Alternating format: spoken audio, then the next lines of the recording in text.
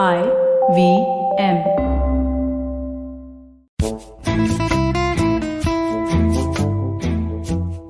अर्चित, यार दिल्ली में ना बड़ी गर्मी पड़ रही है, बिल्कुल तेल निकल गया अपना। तुम्हारा क्या हाल है गुड़गांव में? आपके पास कोई इस गर्मी में, एक तो गर्मी हो रही है, फिर आप गंदे जोक्स सुना रहे हो। कोई बेटर जोक्स है आपके पास? जोक्स तो नहीं है, फैक्ट बता देता हूँ। हमारा ये वाला जो पॉडकास्ट है ये कहीं ज्यादा वायरल हो गया ना, ज्यादा लोगों ने सुन लिया तो भिड़े भाई है ना, अमेरिका वाले भिड़े भाई, जो बिडेन भाई, वो आके हमारे पे कहीं रेड ना मार दें, क्योंकि हम आज तेल निकालने वाले हैं, तेल के बारे में बात भी कर लेंगे। I am scared. लेकिन देखो, भिड़े भाई के साथ हमारी दीदी भी हैं, तो वो हमारा ध्यान रखेंगी, वो हमारा इंडिया वालों का ध्यान रखेंगी। Straight from the US. Right now in India, we have Swetha today with us. So Swetha is a food researcher and blogger. She blogs at upgrademyfood.com, which I think is a really good title. She writes columns for and produces videos with Hindustan Times. I discovered Swetha's blog last month and it really spoke to me. Sometimes you discover a movie, book, a writer, and then you realize, hey, I really connect with this. And when I actually read the motivations for her blog, I realized why I actually connect with her, and we'll talk about these motivations. So, Swetha, welcome to the show. It's an honor to have you here. Thank you so much, Archit, Sadaf. It's an honor to be with you guys. It's such a fun show, and I'm so happy that you guys have me over. So I'm looking forward to the conversation. Great. So let's straight jump into the motivations for you to start your blog. You're not a professional or traditionally trained journalist, am I right? Yes, I'm an industrial engineer. What made you start blogging about food? What were your motivations? I actually did my master's in industrial engineering and worked as an industrial engineer for about 10 years. And then right around 2010 time frame, my dad fell extremely sick. He and my mom both have been diabetic for 30 years of their life, but my mom's journey has been a lot more steady and normal, like every other diabetic older person. But my dad had to get a kidney transplant, and then it failed, and then he had to go into dialysis multiple times. And so the last 2 years of his life was extremely difficult for him. And just watching him transform from the person that he was a larger than life person. He loved life, he loved food, he laughed very loudly. And even, just thinking about him makes me that made an impression that the change that can happen and how a person's personality can change because of the trauma you're going through, and just feeling so sad to see your dad go through that. So anyway, I wanted to do what is the best of my abilities to prevent the same thing. Hopefully not. And I know that it's a probability game, but I just wanted to do whatever I can from my end to avoid going down that path by researching about food and then writing about food as well. So then the blog came about around 2015, and then I started writing about my experiences, about healthy recipes, about what goes behind food products, and then the processing of the products. Because even in my engineering, I used to be a consultant, and I used to go to different food manufacturers. At that time, I was just viewing it with the lens of an IE, but then I started seeing like, oh yeah, that's the kind of manufacturing that they were doing, and what is my expectation as a mom, as a consumer myself, and then started piecing all this information, and then working on my blog, which then spiraled into the Hindustan Times column, and then the videos and so on. And it's been a very, very fun journey for me, very intellectually exciting journey for me. So I'm happy that people resonate with those thoughts as well. Thank you for sharing that. I know it's hard to go through and tell us about a difficult time in your life, but thank you for sharing that. So I think there is something in engineers. There's something in their genes, not the jeans pant wala jeans. Archit, just clarifying for you. There is something in the genes, because so many engineers I have met, they're like, पहला engineer करेंगे, उसके बाद दुनिया जहान की चीज कर लेंगे, मतलब दुनिया जीत लेंगे. Almost every engineer I have known, right? So from that genes, I also want to talk about other genes, because you mentioned about picking up healthy choices. So first, of course, knowing about the healthy choices, what were those healthy choices? And then I'll come to the main follow-up questions.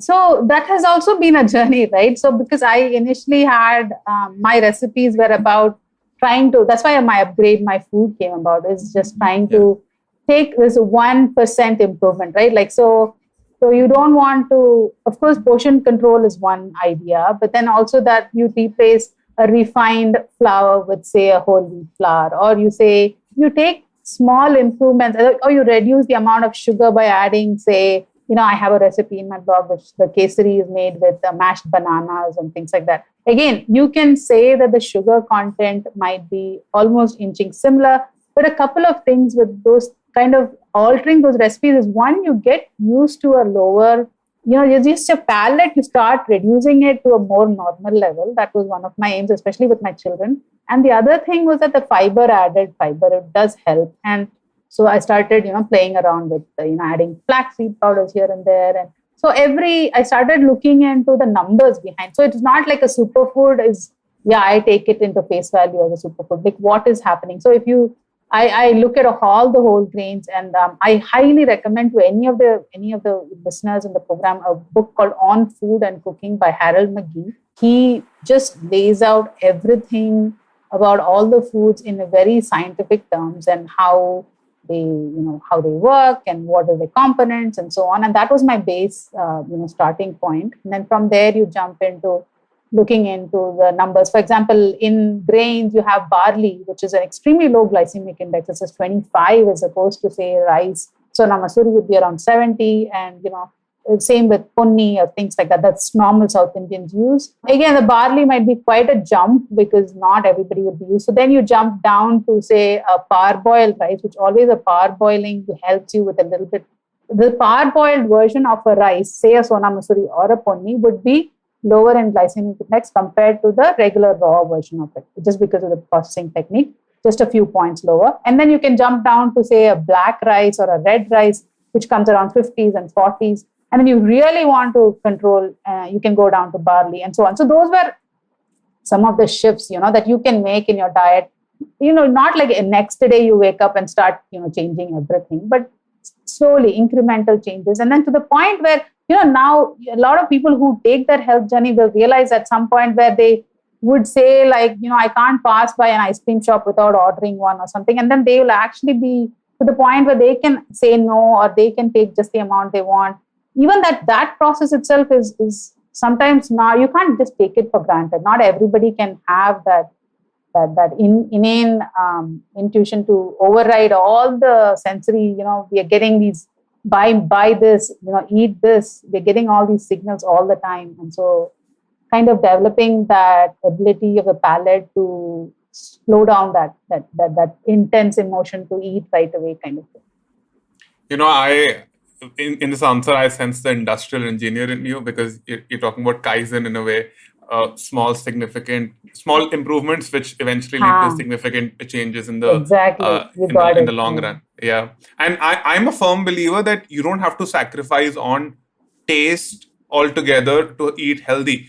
I mean, there was this movement against fats, and we will talk about fats a few years back, and that took away a lot of taste, satiety from the food. But if you use the right ingredients, as you said, you can, like barley, for example, instead of maida, which is a refined flour, you can eat tasty and healthy foods, because good food should appeal to your body as well as your mind. So eating tasty food actually appeals your mind. So you need to balance both out as well. Yeah. Absolutely. And somewhere in between, while you were Swetha talking about changes, you also mentioned very interesting word. You mentioned about altering, right? So we'll talk about the oil itself, because you said altering. You mean altering? Yes, sir. You got I the thought, joke. Sadaf, I thought your pronunciation is wrong, Sadaf, and you're not making a joke. अंग्रेजी में पढ़ाए हैं अब्बा हमारे, बहुत पैसा खर्चा किया था हम पर, थोड़ा बहुत तो हमें भी आता है, अब पढ़ लिया है तो Guruji. So we'll talk about the oil. We'll alter that first, because oil matters, or सुबह से यही चल रहा है, मैं अर्चित इसी बारे में बात कर रहे हैं, oil matters. Like what you mentioned about, usage of barley and versus rice. Now, Archit and I have discussed this bunch of times also in couple of our videos, not videos, but the podcast and video for people who see us on YouTube. So we have talked about it, that how what we ate and what we are eating versus where we are heading towards. So changes hote hain, incremental changes, what you have mentioned. Maybe we have discussed that we were not always eating maida, we were eating jowar, bajra, barley and other grains as well, and now it has become cool to have them, and so on and so forth, right? Now when it comes to the usage of oil, and we'll come to the sort of usage quote unquote later, but when it comes to the use of oil, how did that change? I recently just connecting that and self-promotion as well to satisfy my narcissist self is that I wrote an article recently on why do we love fried food, right? And then I had like science and all that going in that as well. But how can science prove that when we eat fried food, we just love it, right? So I just want to understand that, did we use the same kind of oil all throughout? If we go back in history versus present, and or maybe 2 generations back, not even that. Agar nahi, if we didn't use oil all this while, then what were we using? Were we using oil at all? Mm-hmm. Yeah. So absolutely, we definitely, there's been a huge transition in the past 100 years. So it's just 2 generations, or you ask even your grandma or anybody in the older generation, they'll say that they would go to a local chucky dealer and they would probably even hand them over the seeds or whatever, they would buy them, or they might have that. So there was what was the supply chain there? So you give your oil, sesame seed or whatever to the chucky, the person, and then they would make the oil right in front of you, and they would give it to you, and you would use it, and then that's the supply chain. Versus now, what is the supply chain? So the farmer, they harvest it, and then they send it to the refinery, the makers, and then the refinery, and then it goes to a grocery, to a warehouse, and then it sits, and then it goes to the grocery chain, and then you get it, and then there's a 2-year period in the entire thing, right? So the whole transition happened around late 1800s to early 1900s. There was the development of refining of oils, and you would not want to know why was that happening, right? So there's the whole history of oil boils down to the simplest story that I can tell you that pretty much replicates how it happened. The entire industry is this history of Crisco and history of cottonseed oil. So in late 1800s, cotton was heavily agriculture manufactured. They were using the cotton. There were a lot of seeds left over. They had no idea what to do. Farmers were leaving them to kind of go rancid by the river and dumping them illegally and so on. A lot of issues in the US. So then they decided, okay, so what can we do with this cotton seed? If you press them, you get a very bad smelling dark oil. Okay, and no culture in around the world, not just India, you take China, you take any Africa, any other long-standing cultures have not used cottonseed oil. And there's an explanation in chemical terms. We'll get to that part later, but nobody has used it. So this is a very offensive smelling oil. So they decide, okay, the chemists decide this is the time refineries are happening. David Wesson, a person came and he decided he's going to refine the oil. So he puts it through this deodorizing, bleaching and all these processes to strip away all the colors and the smell and everything. And at the end of the day, you get this neutral tasting, smelling oil. And at this point, even still then, they were not considering giving that for food because nobody wants to eat cottonseed oil food. Okay. So then what they do is they use it for soaps and making soaps and candles. Then what happened? So that was a reasonably sustainable business. That's what they did. And this is early days of Procter & Gamble. So then then candles stopped being used. Electricity started coming mainstream. The soaps they started using palm oil, which was then at that point starting to come in from Africa. They still stuck with this huge batches of cottonseed oil. So then they hydrogenate it. Then they make it into a solid. So the process of hydrogenation turns any liquid oil into a solid form. So for example, if we have natural oils like palm oil or coconut oil, which gets solid at room temperature or colder than that, or cocoa butter, for example, that is naturally occurring saturated fats. But let's say you take any liquid oil and you want to convert that, you put it through a process of hydrogenation. And that's what they did. So they did that. And then they made something called Crisco, which expands into crystallized cottonseed oil. So now remember, they are not putting the word cottonseed oil anywhere. They're just putting it into a dabba saying Crisco. And they're using words like it comes from plants. It's a vegetable oil. They're using all these marketing analogies that make it sound like it's the freshest, best oil you can buy. And they want it as a way to compete against butter and the other solid fats. So then it becomes a big hit, and play by play, this exact model of marketing is replicated in India. And so they do the exact same thing in Gujarat, and where cottonseed oil was not, people were not ready to use it, and they said, no, we've got to use it. And then they started developing Vanaspati, and you have ads which show Vanaspati is what a good mom would feed a child, and that's very healthy, and it is all that marketing language. And the dalda, Vanaspati, all that came into being as well. So you take an oil which is not used and which is a waste oil. So your initial cost of materials is extremely low, and you convert it into something that you can fool people into thinking that it is a good oil for you, and you can sell it at a much lower cost than your traditional oils. Then that's how they expanded their market share in these kind of oils. And then refined oils, with every refined oil is pretty much the same story. So you take canola, safflower, sunflower, those are all seed oils which are not traditionally used by any of the cultures, because their smoke point is 107 degrees Celsius. So at that point, it's slightly above the boiling point of water. So if you use any of these oils at their unrefined stage, they would catch fire. So obviously, through cultures, what oil can actually withstand the heat. So the traditional cultures would use sesame oil, would use coconut oil, would use mustard oil. All of them unrefined versions have a much higher boiling point. And those started getting either refined or getting used less and less. And they started promoting more of these, which are much more easier to plant and grow in hectares and much more plentiful yields. So you take a cheap base and then you convert it into refined clear oil. There's no traces of any smell, anything. You smell any of these refined oils, you don't get any idea what it is. Is it a sunflower oil? Is it you don't get those characteristics, and then you sell it. That's the usually the game. When you're talking about the unrefined oil and you're saying it was getting burnt, right, or catching fire basically, and that's why. So is that then a good thing or the bad thing? And if people were using unrefined oil, then how were they using unrefined oil?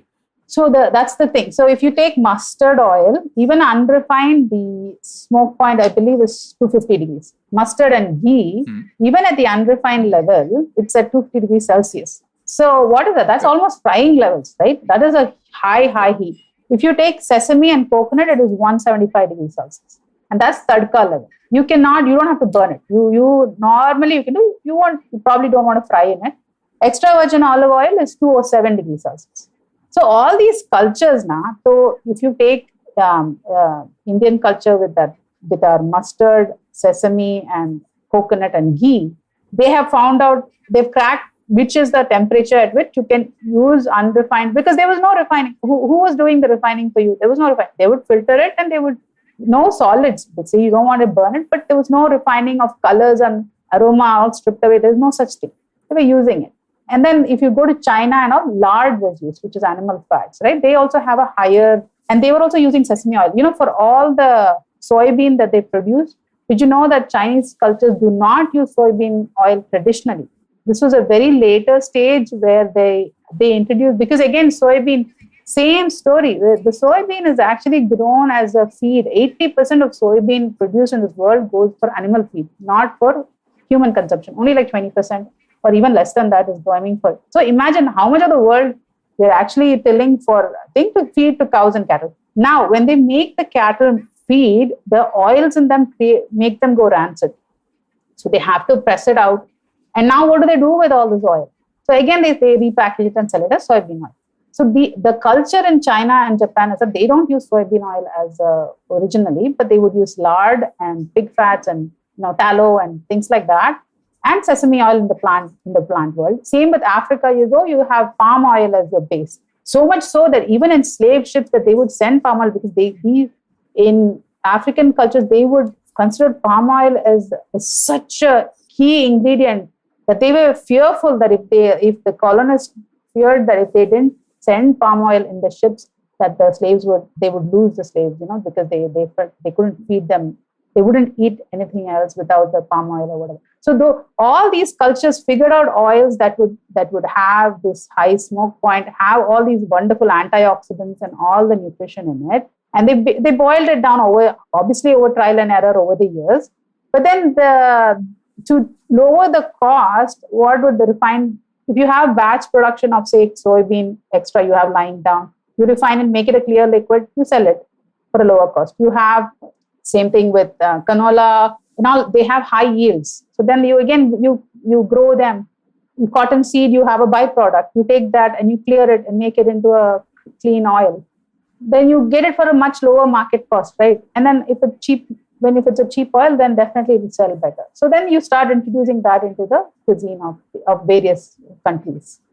Right. These refined oils, they're actually very bad for our health and are one of the primary causes of lifestyle diseases like diabetes, thyroid, heart disease, or whatnot. And they actually also defame the good oils. People make blanket statements like oil is bad for you. And the truth is that refined oil is bad for you. And in India, interestingly, every region had their own traditional oils. So the south of India had coconut oil, east and north had mustard, Rajasthan sort of had sesame, central India, Gujarat used groundnut, North India used mustard in a way. And the specific choice of edible oil in these various regions is based on traditional eating and cooking habits, and also on local availability and local soils and India's climate. So there was sort of a virtuous cycle in which agriculture, cuisine, and health were mutually supportive of each other. And of course, ghee was there, I think, has been there in most parts of India. Of course, ghee, we can do an entire episode on it. And ghee is slightly more expensive, even more expensive than unrefined oil. So refined oils are the most cost effective. Then unrefined oils are slightly more expensive, and ghee is the most expensive out of the three. See, I'm not a doctor, so I cannot tell you whether refined oil is going to spoil your health. There are lots. See, you go to PubMed and you'll find a bunch of studies that say this and that. And you need some, either you need to be a doctor or I don't know. I'm not going to get into that aspect. What I can tell you is from the processing aspect, right? Like from the way it is processed, refining basically there is nothing bad about refining. It is a process. You put anything into it, you strip away the good and the bad. Okay, it's not like all unrefined oils are excellent either. So what is happening, if you take an oil, they have components that are not good for you, which is that it might, for example, it might go bad if you don't filter out the free fatty acids in it. Okay, and then so you want to get from a source that is so close to you, like your grandma did, and you use it up within a month, or you don't want to buy these big bulks. And then the other aspect is but the refining process also strips away the good parts. So it strips away the bad parts and it extends your shelf life, but it also strips away the good part. And that's the point I'm trying to make, is that why would you take a perfectly good thing and run it through the process and take away all the aroma, the flavor, the antioxidants, everything in it, because you want to extend the shelf life to 2 years and batch it along with every other oil on the market, right? So, for example, go to Europe and you say EVO, extra virgin olive oil. Those people, they take it so seriously. They take this extra virgin olive oil and treat it like the king and the queen that it's supposed to be. My point is, our sesame oil and our coconut oil and our ghee are all equally, if not, I won't say it was more, but it is the same. They're touting sesame oil. David Chang in a recent episode said he predicts that sesame oil is going to be the next superfood in the next 10 years. It's going to be the next olive oil, because every culture, you have Indian, you have Chinese, so many cultures use that. And then they're finding out all these heart healthy effects about sesamolin and all that in sesame oil. So they're finding out all these things, but then why is extra virgin olive oil so popular? There's nothing wrong. It's a beautiful oil. The reason it's so popular is because they have checks and controls. Okay, so you go to the processing with which they manufacture it, the way they do the quality control on it, and the way they certify it. They take this whole damn thing so seriously. So you want to buy really good quality olive oil, extra virgin olive. If you can get to that, a third party certified, you can get this thing where they put harvest date. They don't even just put best by date. They put a harvest date. They're proud. We just harvested it less than a month ago.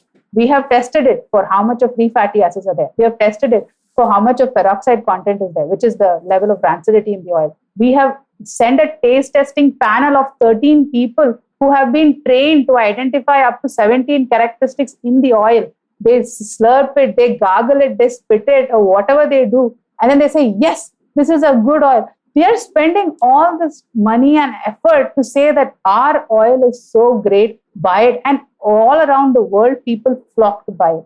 Arey, to hamare culture mein, what is the problem? We have wonderful oils. We have great sesame oils. We have flavorful oils that one of my friends, she was telling just recently, she takes this coconut and they let it dry. And just like right now, they go to this mill where they get collects fresh coconut oil from the garden, whatever they mill, and they do it. And she says that smell, my God, I cannot buy any of these refined. And the process she's doing is like highest level what olive oil they're doing in Italy. Okay. So she is doing it in her village, 60 kilometers from Chennai.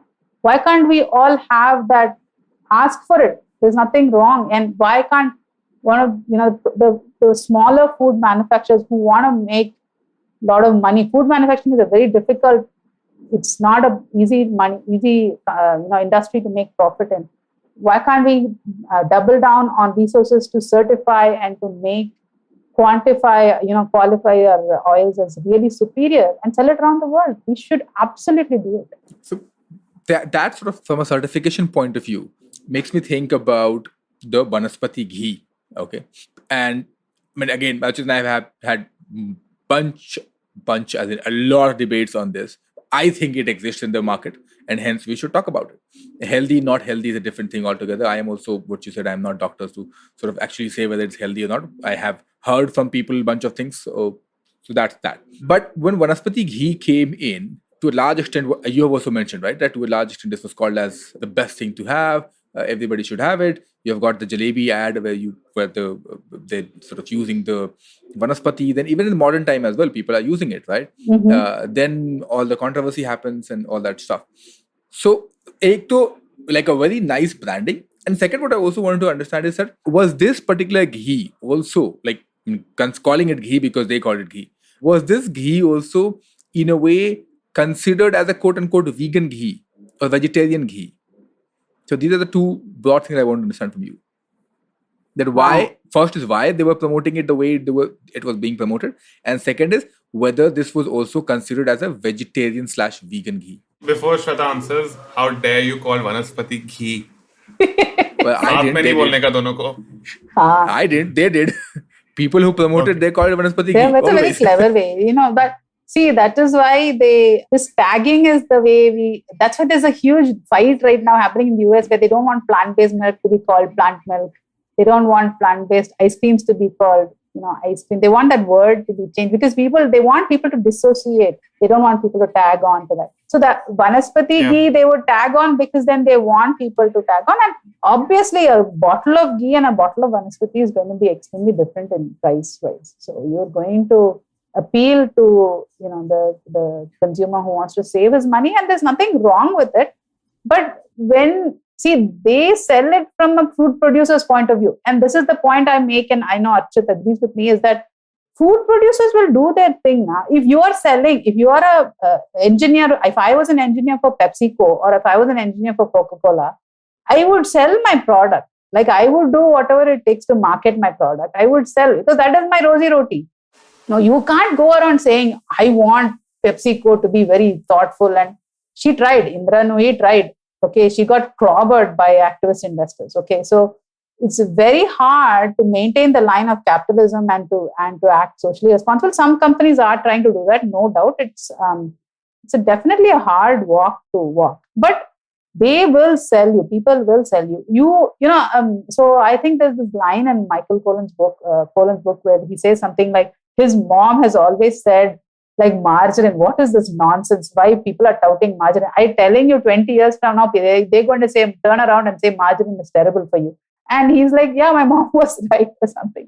Like a lot of people have this intuitive feel like there's something going on with this marketing campaign, right? Like, so if a Maggi noodles is going to say it's great for you, nobody's going to say it's made by flash frying process. I have actually fried the noodles in oil and given it to you. No, they'll say, I've added I fortified it with vitamins and minerals, so you should be giving this to your child. That's what any food company will do. That's what a person working for that company will do. We as a consumer have to be very, we have to challenge those notions, and we can only either educate ourselves or expect our government to do the right thing for us. And we should totally support when FSSAI and FDA are doing these things, because you know what, there's so much of pressure that even those organizations feel to do the right thing and to have, because these companies are very clever, especially the bigger they become, the power they wield is just amazing. Like they can have, I'll just give a side example, and maybe I don't know if it's relevant or not, but saccharin was as a substitute sweetener was banned in the US around 1970 or something. Then they started, not saccharin, sorry, cyclamine. What was it? Yeah, cyclamine. And then what they started doing research on aspartame, I think. One of those, I forget which one. But then what they did, like the company which was manufacturing, I think it was Monsanto, I think, must be. Anything that happens, these kind of things usually is linked with Monsanto. But anyway, I don't know, I'll just double check on it. The story goes that they mailed out letters to everybody using this product, urging them to write letters to FDA saying that, we cannot survive without this product. We need it. And the FDA was just like volume, like 1 million letters they were receiving saying, do not ban this particular product, this artificial sweetener from the market. So they let it be. And just a few years later, around 85 or something, they started discovering erythritol and maltitol and all that. So it will have an iteration, right? At some point, the new product will come, and then this sugar alcohols are produced by fermentative processes, and nowadays it's very popular and looks like it's naturally found, it's synthetically made, which is still so you have naturally available, then I have naturally found, synthetically made, and then you have synthetic. So it's a better jump from synthetic to synthetically made, but it's not found in nature. And then you'd rather have it found in nature, but okay, fine. You're at least making it up. It took 10 years of leap to get that new discovery. But imagine if FDA had banned that in 75, it's 10 years ahead, still they would have got some other alternative. But they didn't want to give up their market share. So a lot of stories like this, like they will have, companies will put out a lot of ways to get the consumer to act very horrified on your behalf. It depends on the power of that, the marketing arm, whatever. So we as consumers have to be very, very knowledgeable about it, and we have to be aware, and we have to do the right thing. And sometimes the intuitive feel is also you should go with it. I feel like sometimes you feel like, it doesn't feel right that they are marketing this as a good product. Yeah. And we can do our bit by talking about it as you do in your blog. I actually, all this stuff about nutrition and labels and processed food actually made me study nutrition professionally. So I'm right now in the midst of a diploma in nutrition. So I want to be able to talk about these things with more command and have like marginal revolutions where I can probably help 2, 3, 4 people out, if not more. So 100%. I think we can do our bit. It is their job. It is their job, the CEOs of PepsiCo, to increase their profit, but we can counter that by putting out the right information. So I think that's the thing, right? So I get into this major angst when I see people like, so for example, Michael Pollan said something like, you turn the ingredient packet around and see if you have any 5 ingredients or less. And that's a thumb, rule of thumb. If you say 5 ingredients or less, or you see something that your grandma can recognize, okay, it is not like every single thing should be that way, but it's a great rule of thumb. So if the FDA and the FSSAI is making the companies write down whatever ingredients they have used, right? They put that in. That is itself a law by itself. Having that law is such a blessing for us. Okay, they were back 100, 200 years ago, they were selling rubbish and they would package whatever they want.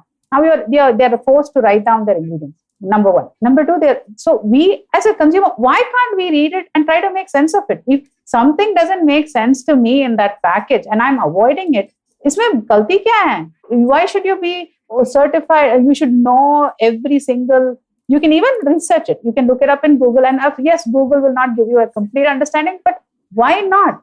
Why can I have the right to read something in the label packet and make sense out of it? It doesn't make sense to me. If I see INS 206 and INS something and so many numbers listed in the packet, and I'm thinking, I don't know, I want to buy it. You have absolutely the right to do that. And as a food producer, they will try to figure out ways to fit that need. I mean, the technology is getting so much better. Using chemical additives to make increase your shelf life is a lazy way of manufacturing, in my idea.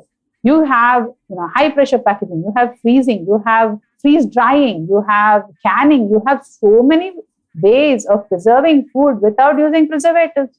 Isme kya galti hai? Manufacturers will adapt to consumer needs. And as a consumer, you want fresh, good food. What is wrong with that? Nothing wrong with it. Read the ingredients, make sense out of it. If you don't feel like buying it, don't buy it. Right. On that note, listeners, आप जाके अपने food items के पीछे ingredients पढ़िए. तब तक हम एक छोटी सी break ले लेते हैं. Don't you think that if everyone around you is getting smart, you better be smarter? Hey there, I'm the traveling professor Siddharth Deshmukh and I'm back with season 2 of my podcast to make you smarter. Smarter with Sid. What's this season's focus about? Well, it's about 10-minute nuggets that will make you stand out at work. It's time to go from smart to smarter. Tune in every Tuesday and Thursday and become smarter with Sid. And we're back. Interestingly, Swetha, there are now companies which are making their USP about the fact that they want to tell you the ingredients upfront and be very open about the ingredients in their food items and have very few ingredients. Sure. I can think of the Whole Truth Foods. They don't pay us any money, by the way, but they have all the ingredients in the front of the packaging instead of the back, and there's nothing in fine print. So I think that's an interesting revolution that's coming in as consumers are understanding the need to consume the right ingredients. Absolutely. And speaking of the right ingredients, when it comes to oil, there is often a mention of saturated fats, mono-unsaturated fats or MUFA, and polyunsaturated fats called PUFA. So in very simple words, what is the difference between the three and why should we care about these three names? Sure. And I have something in my bathroom called loofah. I thought हम इसे rhyme कर रहे थे. I thought you make a joke about fufa. नहीं, वो मेरे फूफा जो इस्तेमाल करते हैं वो है loofah. So loofah, I don't know, but I can tell about the other three. But you know fufa. No, fufa, I don't know. Every oil that you take actually has a mix of all three. So we keep saying that ghee and coconut oil are saturated fats. They are higher in proportion of saturated fats. That's what it means. So every particular oil will have all three states in it, but the higher quantity which is it. Okay, simple way to understand these three things is that, so every fat has this, the glycerol chain part, which is standing, and then you have the three fatty acids, which is where the difference comes in. And let's say if the fatty acids have full carbon hydrogen. So carbon and hydrogen are in love with each other. So carbon and hydrogen, when it is fully saturated, it's very tight. It's like, we won't even leave you. And it's all in a straight line. That's what is saturated fat. So everything fits well. So it becomes a solid. It lines up so beautifully that it can become a solid at colder temperatures. Now, when you take MUFA, it's the next step down. So in one bond alone, the hydrogen said, no, I'm going. Carbon became double bond. When you have this carbon-carbon double bond in one single place, so remember hydrogen is smaller, so it is attached to carbon much more. But in carbon-carbon, the attraction is not that much. So the bond is slightly weaker. So you can, it's liquid and also has a kink. So it will be liquid in room temperatures. And it is not as stable as saturated fats, but okay, slightly better than PUFA. PUFA has this in different places where the omega-3, omega-6, omega-9 and so on. Those places, it will have the double bond of carbon-carbon. And so because of that, what will happen is they'll have multiple kinks and they will always be in liquid, even if you send them to Sahara Desert or you send them to the Himalayas in the cold temperature, whatever, it will never become freezing. It will be liquid and it is very sensitive to heat and anything will happen, it will break. So they'll have free fatty acids. So if you have free fatty acids in the oil, that's not good. Okay, so that is a measure of how much your oil is not good or not. So basically, you want food manufacturers also love saturated fats because it's more stable. And the PUFA, because all these traditional oils, like I told before in the beginning, all the traditional oils come in the saturated MUFA higher category because PUFA would be less volatile, more volatile, and more likely to burn. Then the PUFA-rich oils is what canola, sesame also is actually a PUFA-rich. It has a slightly different, it has these antioxidants and stuff, but the other ones, the ghee, the mustard, the peanut, all of them have extremely high amount of MUFA and saturated fats compared to PUFA. And PUFA is canola, sunflower, safflower, and all those. And that's why they put it through the refining process. That's how they originally started, to make it more stable, to remove the free fatty acids, and to make it more shelf stable and to make it. So that's why they use it. Traditional oils, most of them, is very unlikely that they will have high PUFA content. The refined oils is more likely to have high PUFA content. I hope that makes sense. Who said food and science cannot be romantic? The way you defined, like so much of love coming out of in these definitions. It's just an easy way to remember, no? I know. It's also remember and to make others understand. So Ranveer Bral, I remember meeting Chef Ranveer once, and we were having the conversation, and he mentioned this, that food romance should be kept alive. This is how we should keep food romance alive as well. Why just stories, fancy stories की वाजिद अली शाह ने ये किया था तो अकबर ने वो किया था. ऐसे साइंस वाली बातें से भी तो रोमांस हो सकता है. I am used to explaining bonds, ionic bond and all that to my kids. So I come up with, this is husband, wife, this is some nonsense, right? I translate that exactly.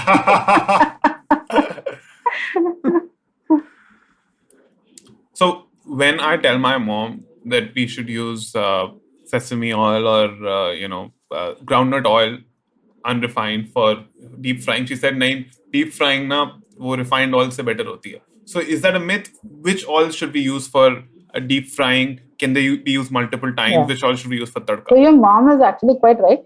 In deep frying, you want to do refined oils because so all MUFA rich and saturated rich, even the unrefined version, the max they hit temperature is about 175 to 207, and then only mustard and ghee it goes to 250. Okay, so mustard and ghee, mustard oil and ghee are the only exceptions in Indian cuisine that can actually withstand those high temperatures. The rest of them, it's better not to deep fry it. You can make saute, you can make tadka. Tadka is a lower temperature; it's 175 degrees Celsius. And that you can use, your traditional oils, unrefined oils. But for deep frying, either use ghee or mustard oil or refined oils. Because refined oils, they go through this multiple process where they are taking away all these free fatty acids. And then they let it. And so, okay, so there is another caveat. In refined oil also, there's this myth that you can use it as multiple times. Refined oils also start to break down. Okay, they start to break down. We don't see it unless it. So there's a study which says after 7 times you start getting these toxic compounds that are formed because of this overheating, and it starts to become actually quite bad for your health. Okay, 7 times. Now imagine in McDonald's and KFCs and all that. Is it 7 times that they're stopping at? I don't think so. You know why? They add something called the defoaming, like an agent, is dimethyl polysiloxane. So that they added to prevent the foaming from coming. So I actually spoke to a McDonald's employee and they showed me the can that they're using. They said they go through it like on a weekly basis. They have a scheduled rotation. So this chemical is added to prevent the foaming from happening. And by the way, this chemical can also be added to your Saffola or even the name brands in our home oils also, they use these ingredients. So to try avoid these products that have this stopping this foaming from happening, and because it's a visual indicator that the oil is going bad, and these guys don't want to see that, so they start using it. And then the worst thing of this is there is actually a market for selling reused oil, the heated oil, which is terrible. I mean, if at all anybody wants to take anything from the podcast, please don't use reheated cooking oils. That is very, very bad for your health. It's been proven to be carcinogenic in rats, and you can't feed humans that. So obviously, studies are not going to come out saying, I fed so many humans with reheated oils. But the studies from animal studies are very, very clear. Reheated oils, especially, they start developing all these compounds that are there. You're burning the oil itself. You're burning the whatever batter you're putting in, those ingredients. You're not able to go and take everything out. So those are going to keep burning in them. And so you're exposing your body to such inflammatory substances. So try to completely avoid reheated oils. If at all, and you don't take anything else from the podcast. So I have a follow-up question on that. You mentioned 7 times, right? Actually 2 follow-up, not 1. You mentioned about 7 times, and that's about it. That was like bad. That's like obviously at home you want to try and do it like once or twice. And 7 is like the commercial thing, So you have a larger scale oils, and it's not in our kadai. Hopefully you don't. Sorry, go ahead. Yeah. So that's the question actually. So in a restaurant, 7 times, and I know that most of us, we discard it or we just throw it, or I don't know what happens, but we discard it, right? That's for sure. But when you're cooking at home, how many times can you actually use it? Because also considering that when you're cooking at home, unlike the restaurant where, let's say, for example, you're frying fries, okay, and you're going to use the same oil for the whole day. So but you're not going to keep your deep fryer on the whole time, right? So, for example, the order comes in and you reheat and then you throw in your fries, you take it out. Then again, switch it off. So you're doing that multiple times in one day itself. But when you're frying something at home, let's say pakoda or fries, in fact, that's the only time maybe you're frying, because not every day you're eating fried food. Sure. Most of us don't necessarily eat fried food. So the first question is how many times can you use it in a home setup? And second is, let's say, for example, if your answer is going to be 1 or 2, then what would you do with the leftover oil? Can you use it like a shallow fry or cooking food otherwise? Yeah. So I think everybody does this. This is common sense thing only. Usually a lot of moms, what will they do? They'll do once or twice. They'll filter it out. They put it in a small dabba nearby. And then the next 3 or 4 days, they would use it for their sabzis and all that. And I think that is fine. You don't want to be, I know the price of all these things. You don't want to be throwing things around. If you're really health conscious, you could stop after you fried it and you can dispose it off. But I know some people who do that, but it's not necessary. I mean, I don't know what is a limit. I don't know if there's any study which said after a certain point, because you have to do these tests. You actually have these kits that they sell, which you can test these the amount of compounds that are generated. So nobody's going to sit and do that. Nobody's going to get your home kit and try and test it, and then so I think that's a little overstretch. But I would suggest that you use it once or twice, and then you remember the burnt stuff. That is, and there's another fun tip that our Indian aunts and moms have so much of knowledge. Yesterday I went to my sister-in-law's house, and she was saying, so she was making, she first made puris for all of us, and then she had to make vadas and then appam. And then she put the appam in the oil, and then she realized, she had to do one more batch. And then she saw the black thing. She's saying, that's why we should do appam last in the South Indian cooking thing. You never fry it last, because then the small things just float to the bottom and you get this black carbon pieces that are down. She said the other stuff will stay intact and it doesn't get that. and I forgot about it. And I was like, hey, yeah, what philosophy? Nothing. They know all these tips and tricks where they don't try to not burn the oil, burn the substance, and then they filter it out. They don't use the bottom, that sludge that is formed. These are all excellent practices, which already our moms and aunts are doing, and I think it should continue that. Just don't reheat. We use the same. If you want to make a next batch of pakoda next day, don't use that oil. Use fresh, and then that would be my advice. Got it. Yeah, that's also because it will taste better. I've heard that. I've heard that also certain amount of heating is required to make it taste better. Like the fresh batch of oil also doesn't. That's one of the reasons why even the fast food restaurants do it. But yeah. So even amongst the refined oils, which ones are the best? And that's one part. Second part is, how do I read the label if I want to buy a refined oil? I mean, unrefined oils typically don't have any other ingredients, but if I want to buy refined oils, how do I read the labels to buy the right one? Okay, I'll do your first question is what? Which is even amongst refined the oils. label, If I have to use yeah. refined oils, which one should I use? Among the refined oils, yeah. Among the refined oils, I think canola is good because it's high in MUFA as opposed to the safflower and sunflower, which is high in PUFA. That's kind of my thing. And then I like, if I'm going refined, I like to do refined coconut oil and refined sesame oil. In fact, I believe in sesame oil also, like companies like Idayam and all use a traditional method of making. They use it with the karupati. They don't make it with So if you have a refining process that still uses a traditional Indian method, then I would suggest you can go with that. Other than that, like I would rather, I don't think corn oil or sunflower. No, I stopped buying, but it's a personal choice, like what you guys want. I mean, for frying, maybe you can buy, but then they take off everything.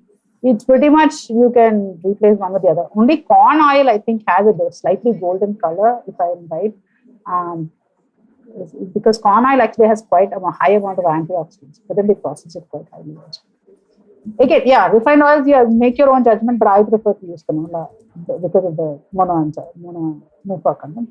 Regarding a question on labels, look out for TBHQ added to in your. So oil, you'll think, only oil, you buy a bottle. Turn it around and read the label, please, because even if it's a refined oil, they'll add TBHQ to extend the shelf life even more. So already the refining process is extremely intense. On top of that, they add TBHQ. So try to avoid oil like that. Don't go for gimmicks like cholesterol-free, trans-fat-free if it's a plant oil. Cholesterol-free, obviously, is that any plant oil is a cholesterol-free. Cholesterol is only coming from an animal product. So butter, ghee will have cholesterol. Lard will have cholesterol. So having soybean oil with that name cholesterol-free is not a showing off sign. It's like basic. It's from a plant. It will be cholesterol. Trans-fat-free, again, if they say that, it's like you don't have to be impressed because trans fat, the process is to convert a liquid oil into a semi-solid. Partially hydrogenated will create the trans fat, which is converting it into a semi-solid, almost creamy structure. So if they're saying that they have taken a liquid oil and they put trans fat free, they have said that they have done you the favor of not converting it into an even unhealthier oil. So, like vanaspati. Yeah. So thank heavens you've not made this soybean oil into a vanaspati. So don't be impressed with all those terms. Just go with your the traditional oils. What other? Again, if you have a anti-foaming agent added to it, try to avoid it because it's a visual. It stops you from understanding whether the oil is going bad. So those are my tips. Nice. And now we're coming to the last segment of our podcast, which often is controversial or not. I don't know. I just we as Indians or we as humans like the word controversy, so I'm just saying that it will be tagged under controversy in our podcast. Okay. So you mentioned that your favorite is canola oil. right? That you prefer, not favorite, you prefer canola oil these days. But if you have to pick up any other oil apart from canola, which one it would be? I mean, it's only the refined. I don't use any of. He asked for specifically for refined oil, which is my favorite. I don't which one use is your canola. favorite My oil in favorite general? oil I buy is I buy extra virgin coconut oil, extra virgin olive oil, and cold pressed sesame oil. Those are my 3 favorite oils at home. I would like to use mustard oil. See, the thing is, as a South Indian, I'm not that comfortable with it yet. I know a lot of my Bengali friends love it, but I do buy it, but I'm a little, that flavor is a little too pungent for me at this point. I have to get into it. But those are in my kitchen, I keep those in. As somebody from Bihar and Jharkhand, I would suggest mustard oil.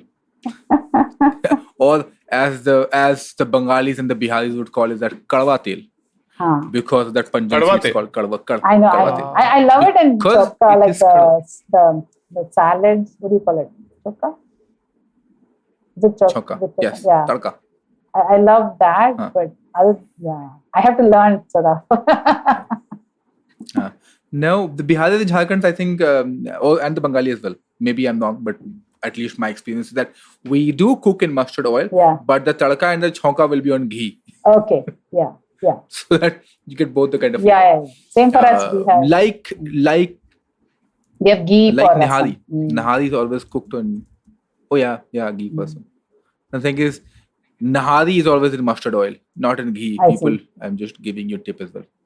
Awesome. Now your underrated and overrated food. Because we talked about oil, so let's talk about fried food. Your under and overrated fried food. Right.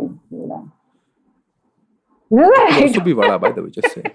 It could also be, if not fried food, any food. So underrated is, I'll tell you, you said controversy, so I'll start this controversy. Underrated food is palm oil. And a lot of people in India hate that word palm oil. But I think that the red palm oil, which has one of the highest carotenoids of any substance, let alone oil, it's a beautiful orange color and all that. So that is that's the original form. And they've taken it and stripped it and fractionated it and made it into completely disassembled it. And so Indians hate the term palm oil. But actually palm oil was introduced to replace trans fat, the partially hydrogenated oils. And so it's a natural oil and it's actually good, but it has a lot of baggage to it, environmental, labor issues, all that. And so we have to go past it, but it is underrated. It definitely is. It has it's called Donde oil in parts of Africa. They have used it for centuries, and I think we should give it a go.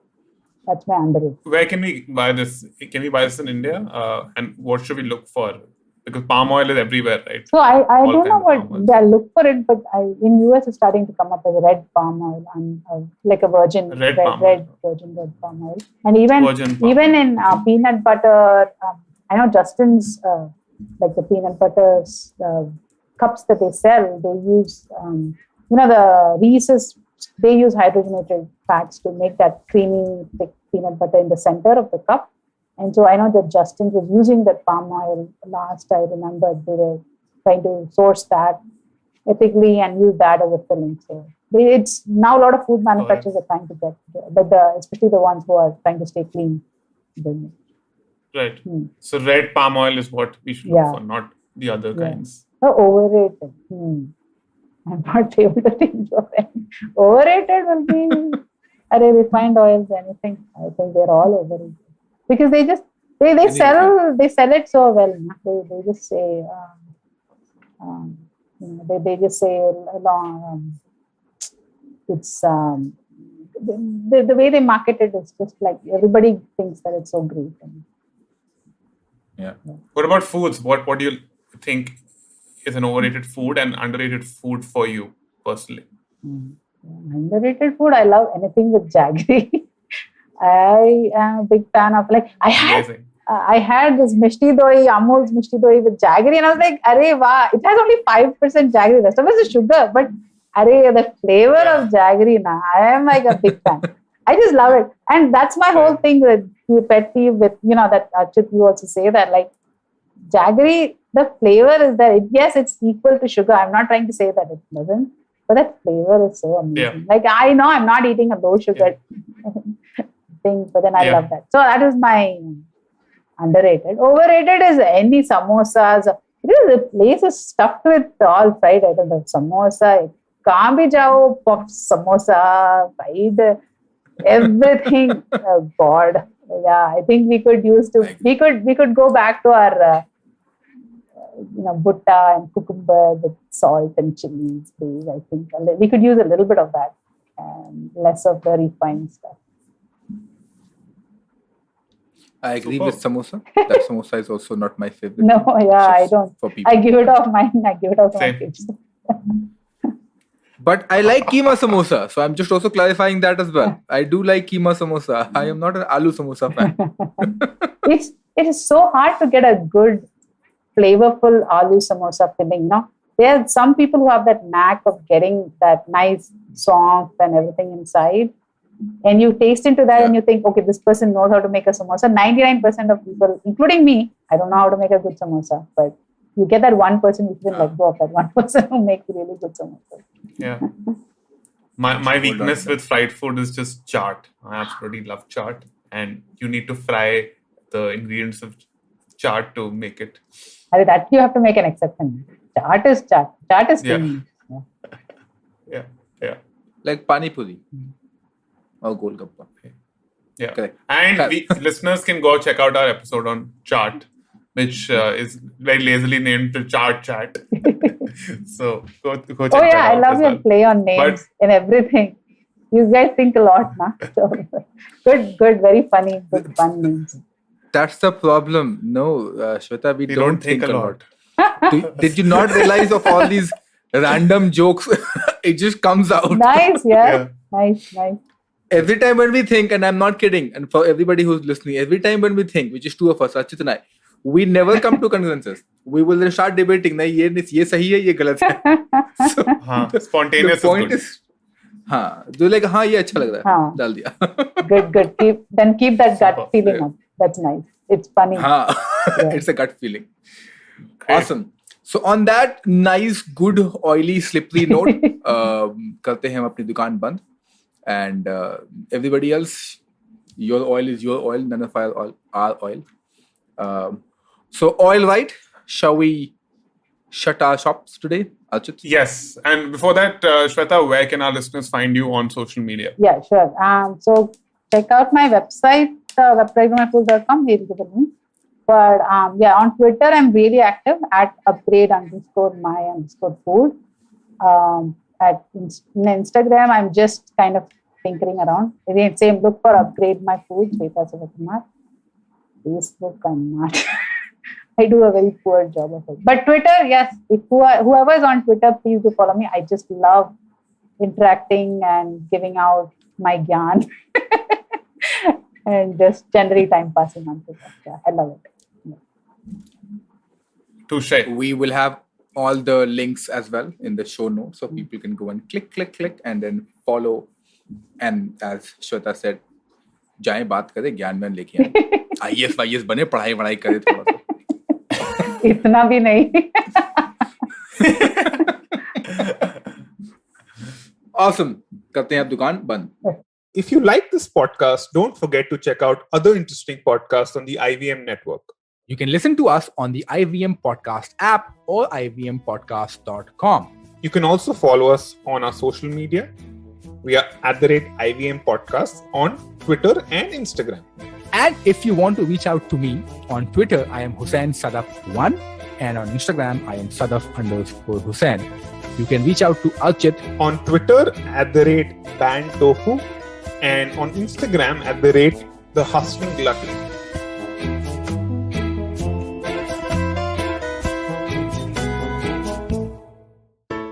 There's a quick survey to fill out on ivmpodcast.com/survey.